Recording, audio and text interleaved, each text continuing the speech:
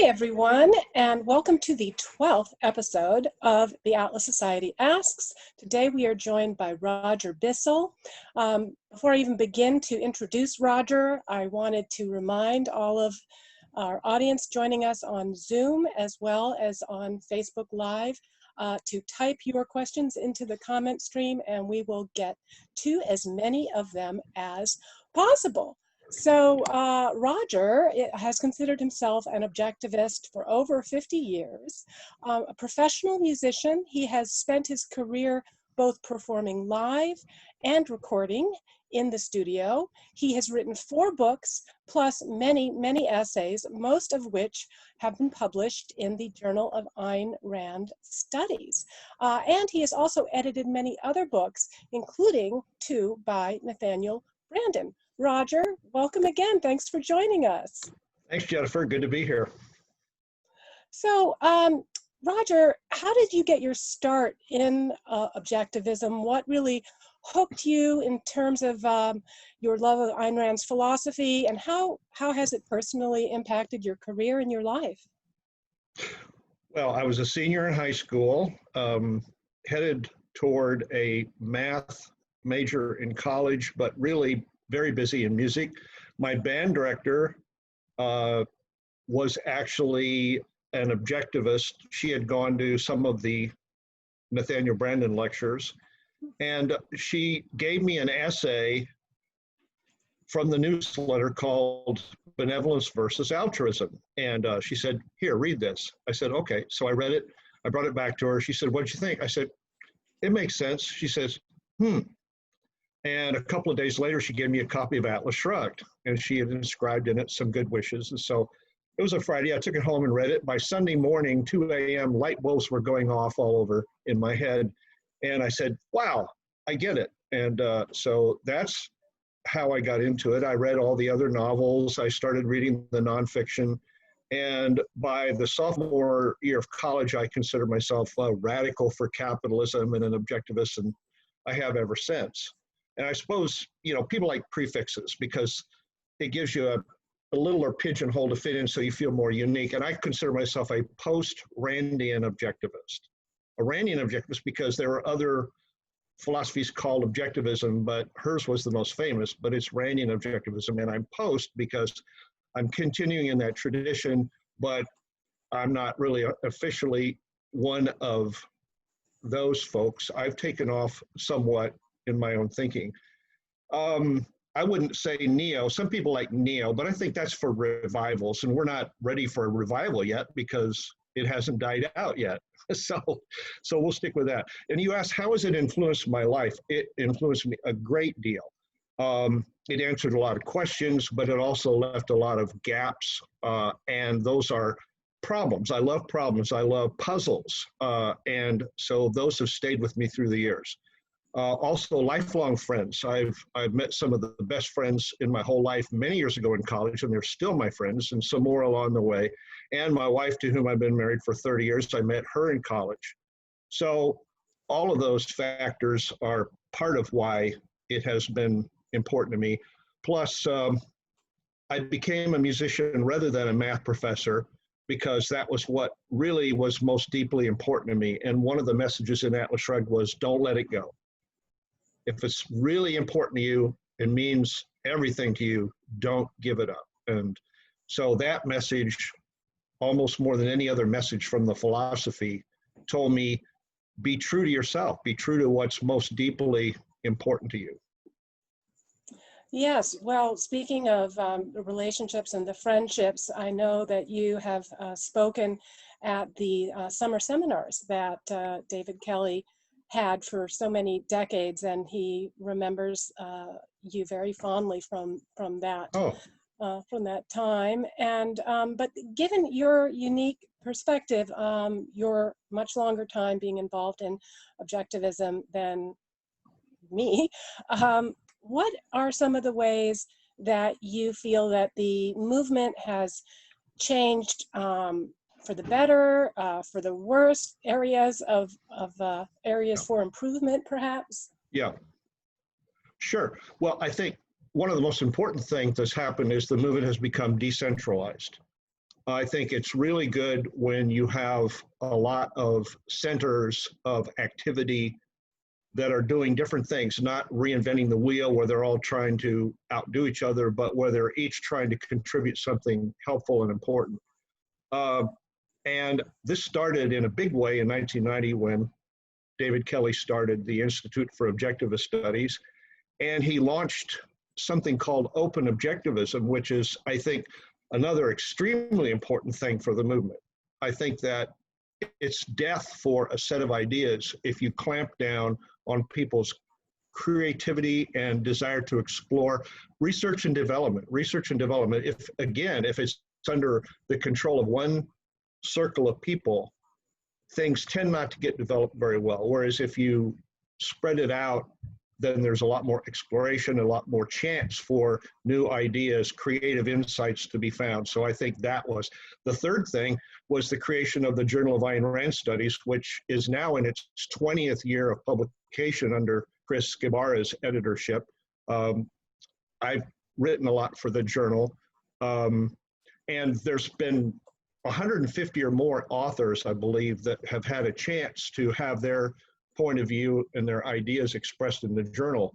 And to me, that's an extremely important thing for the vitality of a movement, to have a place for people to offer their ideas. The summer seminars were really good too, because a lot of people could not only give the official presentations, but also there were rooms where people would give off the list, off the schedule presentations. So there's a lot of chance for this bubbling up of creativity and new ideas. And the fourth thing, of course, is the internet. I mean, my gosh, look at what the Ayn Rand Institute is doing with all of the content they put up there. It's amazing. And there are podcasts and there are discussion groups that we've had since the 90s. And there's Zoom meetings where we can hear things like this.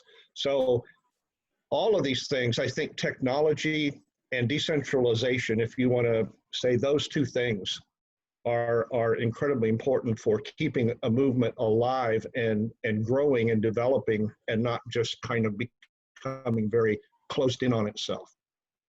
Yeah, that really resonates with me in terms of what you say about decentralization.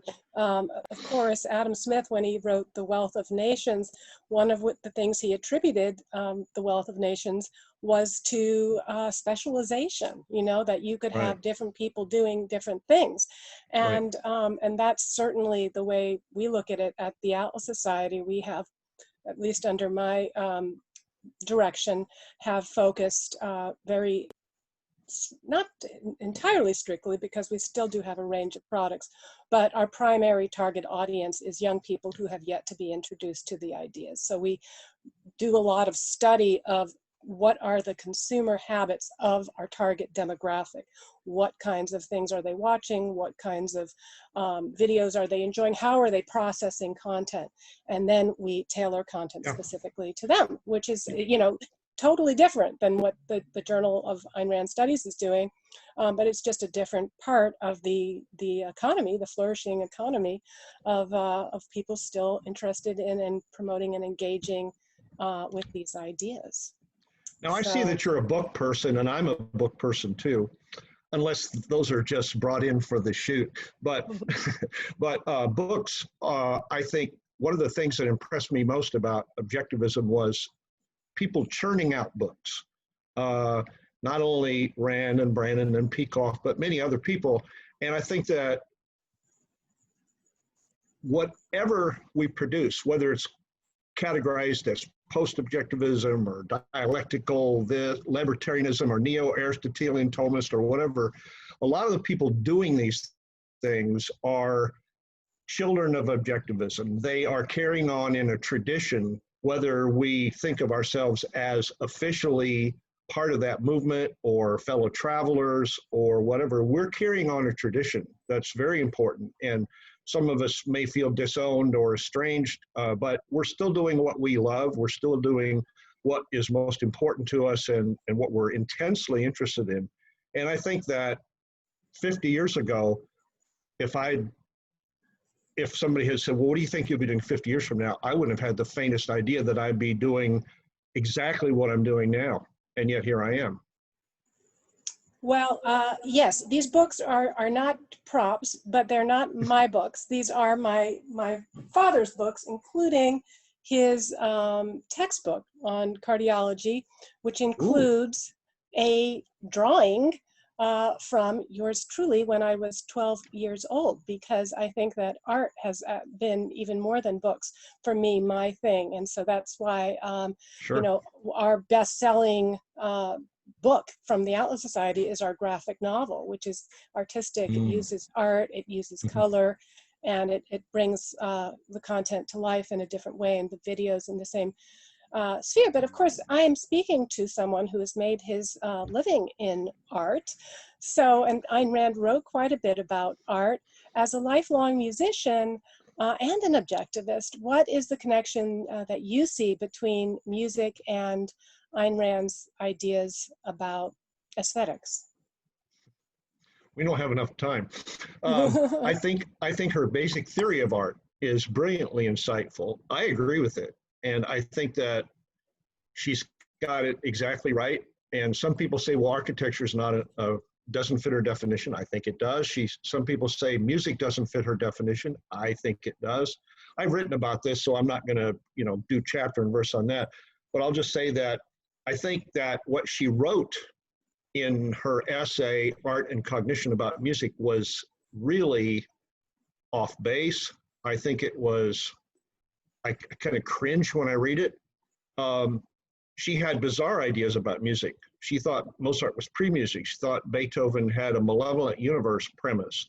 She thought that Here's That Rainy Day had no melody, and she didn't like jazz. I have a little story to tell you about jazz and Leonard Peikoff. I'll just be brief. I made a jazz duo CD with a piano playing friend of mine a few years ago, and I wanted Leonard to hear it because I knew he liked ragtime piano and piano jazz. So I sent it to his office, and his secretary wrote back and said, Dr. Peikoff only likes piano jazz. And so I'm thinking, piano and trombone, well, couldn't you just sort of like listen a little more intently when the piano's playing, and then when the trombone plays, maybe get a snack or something? But no, so that was that. Jazz is well, a at very least big. she didn't say he only likes Rachmaninoff. Oh my gosh, I love Rachmaninoff. I loved Rachmaninoff before I found out that Ayn Rand liked it, so that legitimizes my liking of it, I guess. Jazz is a very big part of my music career and my listening library, and I think there's a lot of beauty and a lot of inventiveness and vitality in it. There are some objectivists, I forget the guy's name, but he's written 2 books on music, and he's a composer and a teacher, and he claims that jazz and African influenced music is basically primitive jungle music, and even Gershwin was tainted by it, not to mention jazz and rock and roll and pop music. So there are people who have a very different perspective on music than I do. I like almost all forms of music if it's good, and if it's not good, well, let someone else listen to it. So speaking of music, and also I just want to remind everybody, if you're just joining us now, hit us up with a question. If you're on Facebook, in the comment stream, I'll take a look and get to them, keep them short if possible. Also just type them on into the Zoom. We've had such a great group joining us every single week since the beginning of the lockdowns for this webinar. So it's just been super awesome. But so speaking of the lockdowns, Roger, how has the music industry been affected? How have you personally been impacted by the response of politicians from across the country on COVID? What's it meant for you? Well, I can give you a general impression, and I can certainly tell you how it's affected me. My own work has been severely impacted. Since March, I've only had 2 live outdoor, socially distanced, masked. Well, when I was playing, I took the mask off, but other than that. And I have actually had 1 recording session, which is going to happen tomorrow. But this is true for nearly all of my colleagues here in Nashville. Some of them are doing live streaming performances or at-home recording, but for the most part, it's just shut down. The Nashville Symphony Orchestra shut down in March, and its entire next season has been canceled. Just very sad. Nothing through June of 2021 from those folks. The Nashville Ballet is shut down. Country and jazz clubs, a lot of music. I had a live club job in Ray Stevens' nightclub, Cabaret, which we worked there exactly 2 weeks, and then it closed in early March, and we don't have a definite reopening date. I think this is nationwide. I think it's going to continue for a while longer. I'd like it if it all went back to normal on November 4th, because I think some of this is political. If it weren't an election year, we might be looking at it in the rearview mirror, but unfortunately, we're still dealing with it. Well, prior to Election Day, we do have a gala coming up on October 14th in LA, and I have been flying throughout the quarantine. So, you know, if you'd like a standing date to come and play for us out in LA, then we would love it. So yeah, I also love music. My parents sing in a choir. I have sang in the choir at my temple for the High Holy Days, and it's the singing in particular has been particularly impacted because of the theories about, you know, the transmission and all of that. So it's been sad, but we have found other ways to sing together as a family and sing together on the page in how we edit and how we write. And I understand that in addition to writing books and essays, you've done a lot of editing, and you just edited a novel written by Nathaniel Branden, Layers. Right. Tell us about that. That's fascinating. Well, I've known Nathaniel, who's no longer with us, of course, since the early 90s. I've been with him maybe a dozen times personally. And the same thing for Barbara Branden, his former wife. She's no longer with us either. And sometime during the late 2000s, I started transcribing their old recorded lectures. And I know that at least some of this material has been offered through the Atlas Society in previous years. It's really good stuff. It's the original lectures on efficient thinking that Barbara had and on basic principles that Nathaniel had. I'm going to get to the novel in a minute. I told Barbara, who we had dinner with, my wife and I had dinner with one night, I said, I'm doing this. She says, oh my goodness, you must continue. In fact, you must do Nathaniel's, and then we must convince him to put them out as a book. And short story, we did, he did. And so that's out in a book called The Vision of Ayn Rand. Barbara's lectures a few years later were put out in a book called Think as If Your Life Depends on It, because it does. And then just a few months ago, I was approached to edit the manuscript for his novel Layers, which is a fascinating book. I think it's all about, well, it's partly about can you love two people at the same time and how does that work out? And it's partly about what if you're not really locked in to what you really most deeply want and need to be doing in your career. And I don't think I'm giving away anything because it's a blurb on the back of the, I think it's mostly on the back of the book.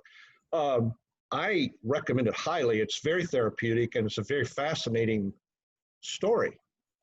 And it was a lot of fun to edit, getting inside somebody's head, getting inside someone's style. They always say if you want to learn to write, then copy out or really get into and edit somebody else's work. And you learn a lot about somebody's style, their style of thinking, their style of writing when you do that. And it was very personal. It was a very personal experience to look at their lectures that way, to look at his novel that way. It's just a unique experience, very deep and profound.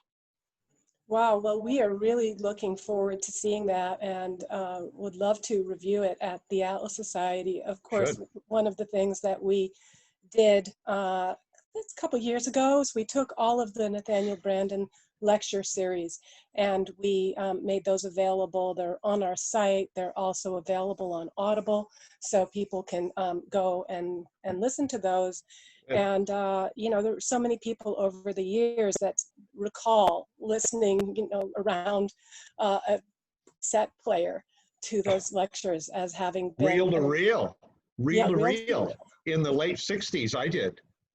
Yeah, so it's great to keep these resources still alive. How much, Roger, do you think that the objectivist movement, in terms of maybe areas where it could be there's being held back, or that that there's sort of a tribalism, or would you attribute to the split with between Branden and Rand, or is it more just of a focus on we have to keep things as they were and not evolve or iterate? Well, I think that there was a split, a schism, and that isn't healed yet. So that's a fact. There have been some movement in the direction of communicating with each other, and that's good.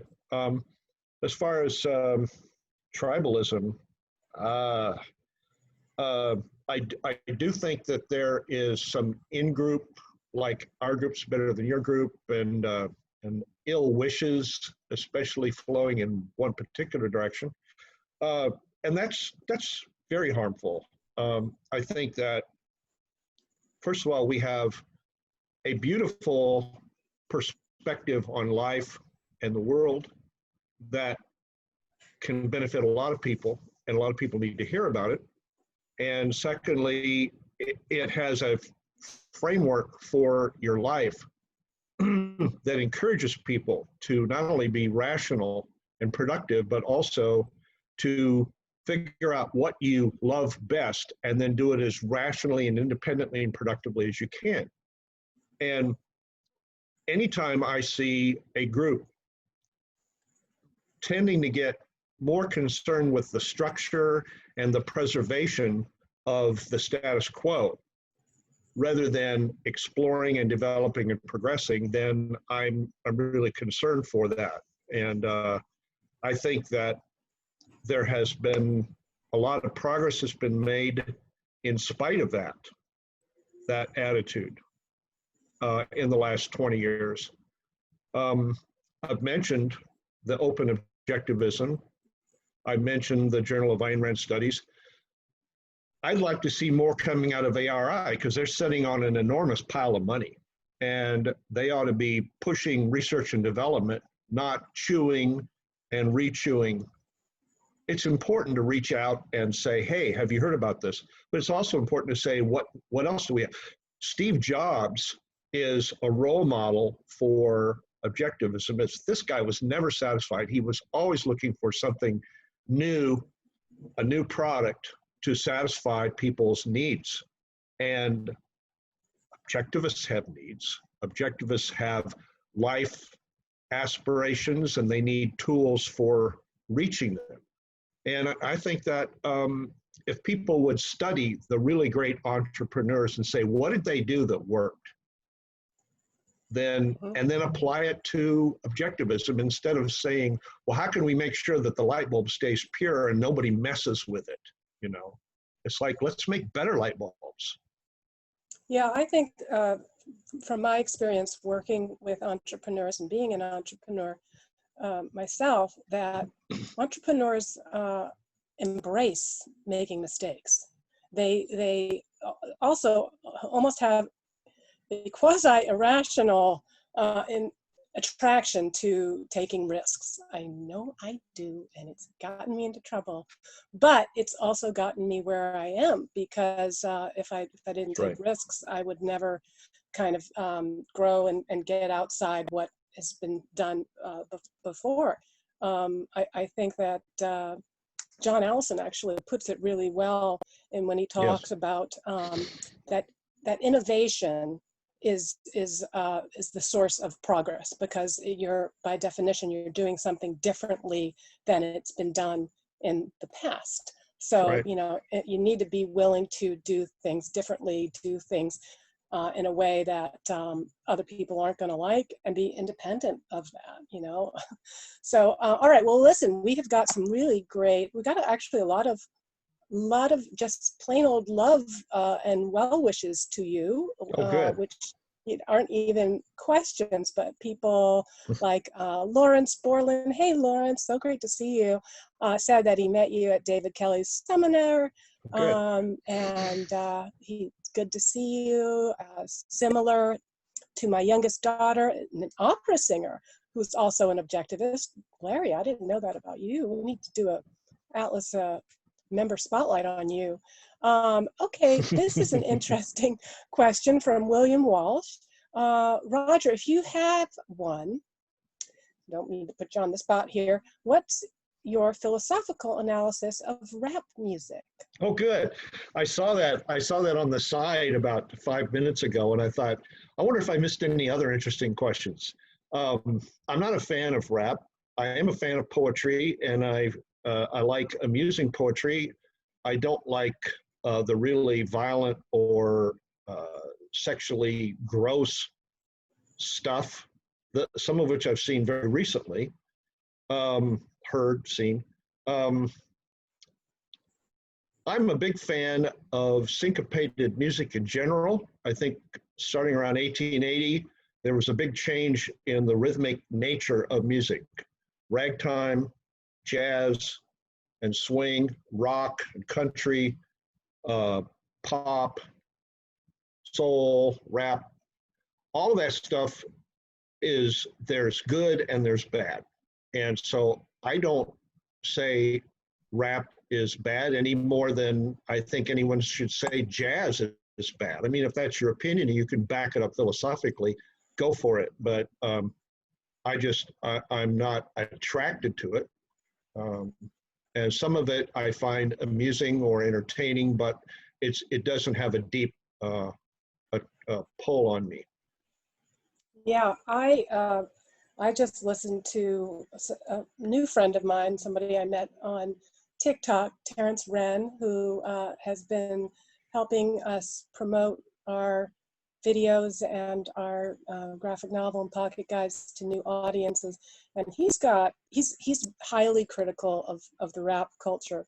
Sure. But he uses the melodies and he makes his own rap, but the messages are about, you know, being an individual, standing on your own two feet and shining. So I'm giving it a second chance.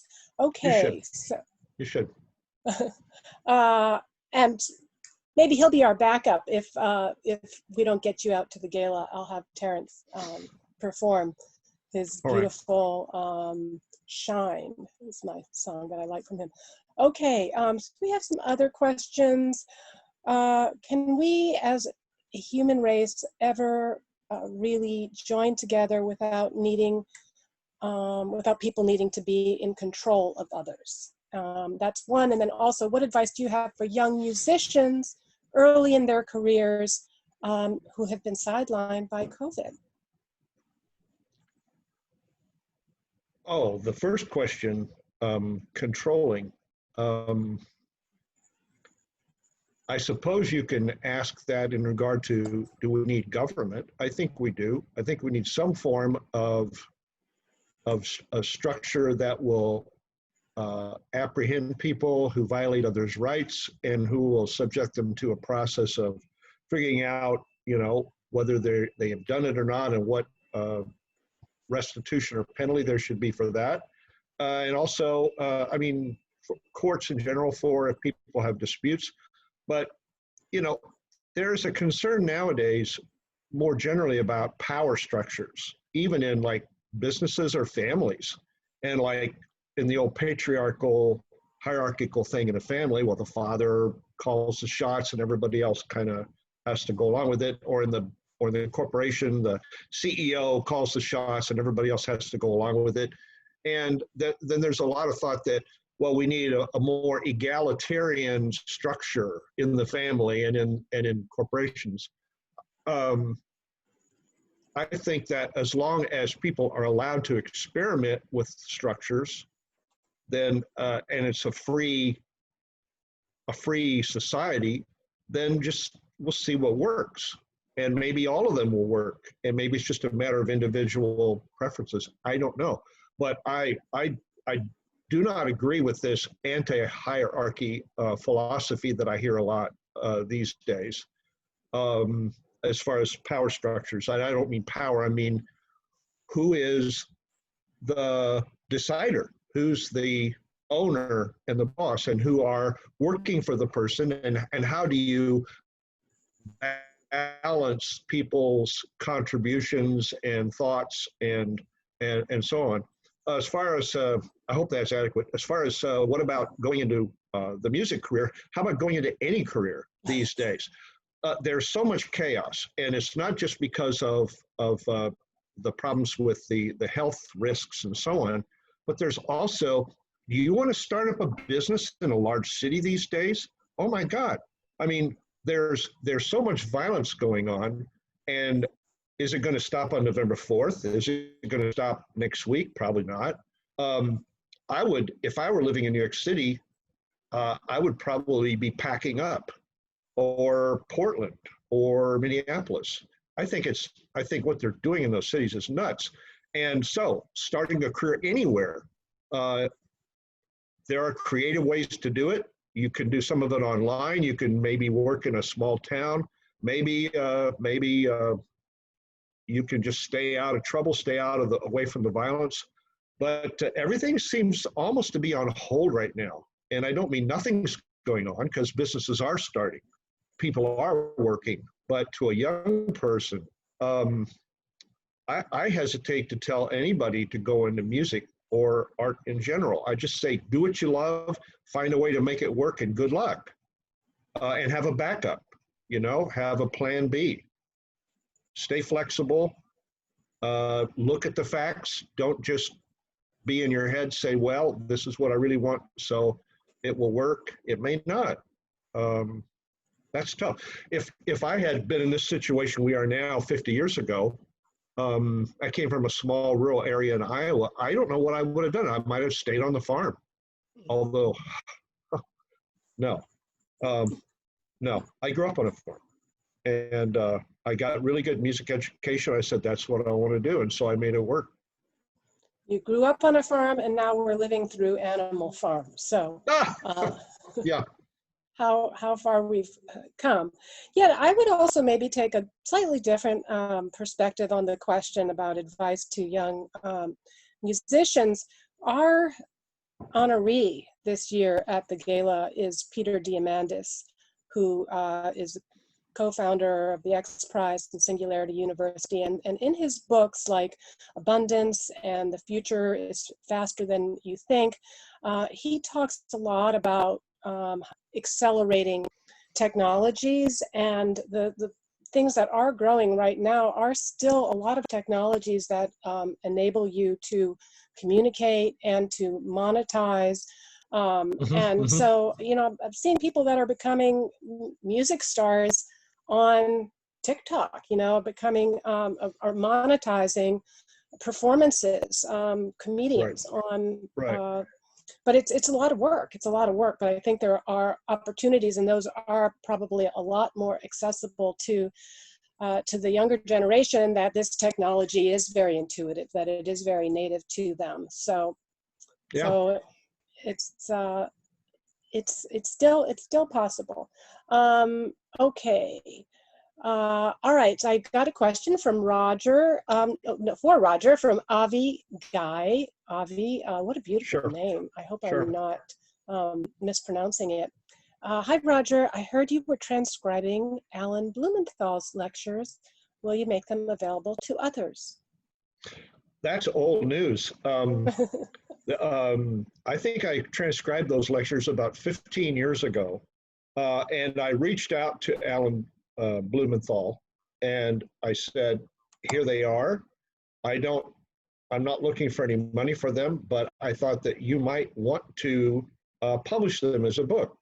The problem with publishing lectures on music as a book, unless it's an ebook with links to music samples you can hear, is obviously you can't hear a book unless it's an audio book or something with samples.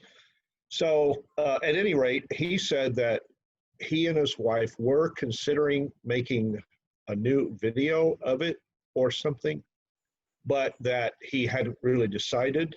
And that was it. That was the last of that discussion. And the transcriptions I make are for my own personal use, unless the people that they are of would like to make some use of them, and then here you go. You know, I do them for my own study and my own learning. So I'm really sorry that they won't be available unless Dr. Blumenthal decides to do something with them. Kate Jones asks if you like puzzles. She has been creating puzzles for the past 41 years based on math at her gamepuzzles.com. And she calls herself a Randite for 50 years. And her father knew Rachmaninoff personally. So that's pretty darn cool. Yeah. Kate, you'll have to write that for us. Yeah. Do I like puzzles? I love puzzles, all kinds. When I grew up, I did a lot of jigsaw puzzles on the kitchen table or on a card table. That was crossword puzzles. My grandmother, my mom's mom, was and so is my mom, a big crossword puzzle fan.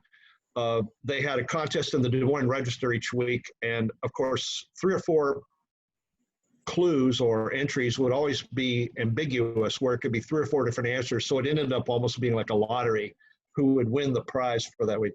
Well, and I always joke that my grandma wanted to be buried 6 down and 4 across, you know. So I love Sudoku puzzles. I got into doing those maybe 15 years ago when I was still working in the band at Disneyland. And there was the Los Angeles Times and the Orange County Register each had at least 1, if not 2 Sudoku puzzles, and I'd blaze through those on my breaks. And so they kind of keep the brain fresh. I can be left in the dust pretty quickly with some of the more sophisticated variations on Sudoku. I have a book where I thought, uh-oh, that's too hard. Somebody gave me a 12 by 12, usually they're 9 by 9, but I think it was 16 by 16. And it was crazy, but I actually solved it. I finished it in the airport in Seattle. That's how I remember that. And it was one of those experiences you think, okay, I don't ever want to do that again, but it's like climbing Mount Everest. It was just incredible. Yes, I love puzzles. Well, we're going to have to hook you up with some of those. We've got a puzzle-loving family here at the Grossman family, except I am sort of the opposite. I like to take something and take it apart. Oh, yes. And then put it together in a totally very different way, which doesn't always work out. But. Absolutely. I've been doing that for years and years with math things and with election returns. I'll pull. I like to think of myself as kind of a Quincy, you know, remember Quincy from that TV series? Well, he was like a medical examiner or something, and he'd do autopsies, and he'd take the bodies apart and say, okay. And I like to do that. That's one of my main ways of analysis. Some people have X-ray vision where they can just look at something and they can say, aha. And I have to have pencil and paper or someplace to take it apart and put all the parts out. And that's how I analyze. I analyze in a very tactile, kinesthetic kind of visual way rather than being able to just do it all up here. And I am astonished at the people who can do that. My wife is that way. She has, and I think Ayn Rand was that way. She would hear a problem or an issue, and it would be like she'd immediately see how it connected to something you'd never guess how it was connected to. And I thought, wow, to be able to think like that, but you know. I know, just so astonishing, breathtaking. Yeah. Okay, so Rainer Anneker asks, I can get this one. Anyone know where the MP3s of Nathaniel Branden's lectures can be obtained? You can obtain them on the Atlas Society site. Go to the Now Playing section, and you will be able to download them, or they're also, we've made them available. We take all of our publications at the Atlas Society. This was one of the first things I did when I came on board, and I was like a little overwhelmed because I was like, oh my God, they've written all these books. I haven't read them. I don't have time to read them. I've got to save this ship. And so I said, well, I will just, I think we should put them all on Audible, which is what I did. And that way I was able to, For you. to get them all. But I don't know about Barbara Branden's lectures. Do you, Roger? No, I do know that maybe 20, 25 years ago, 30 years ago, something, Laissez-Faire Books, I think marketed, it was probably cassettes, it might have been CDs of the, I think it was CDs of the efficient thinking and the basic principles. And I don't think those are available anymore. I do know that there's a fellow in Dallas, Donovan, I can't think of his last name, but he has The Culture of Reason, and he has a bunch of these materials on MP3s. From 69 to 73, Nathaniel Branden did a monthly series called Seminar, and he put out 48, back then they were LPs.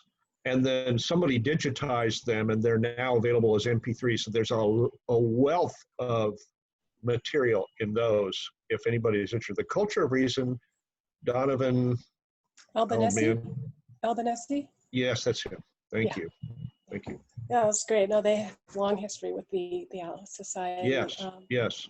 Well, this has been wonderful. This has definitely felt like a bridge, you know, from the history of objectivism to the next generations that we're helping to introduce to Ayn Rand's ideas. Also a bridge between these different, you know, ways of looking at the philosophy, of associating with it, closed, open, neo, what have you. So I think that's really post. I hadn't heard that. So I think that's really cool, and I love mixing all of these groups together and being open, not just in our way that we look at objectivism, but in the way that we look at each other. And I'll close with this really fun little story that happened to me. I was at a sort of a closed objectivist event. It wasn't that close because they let me in.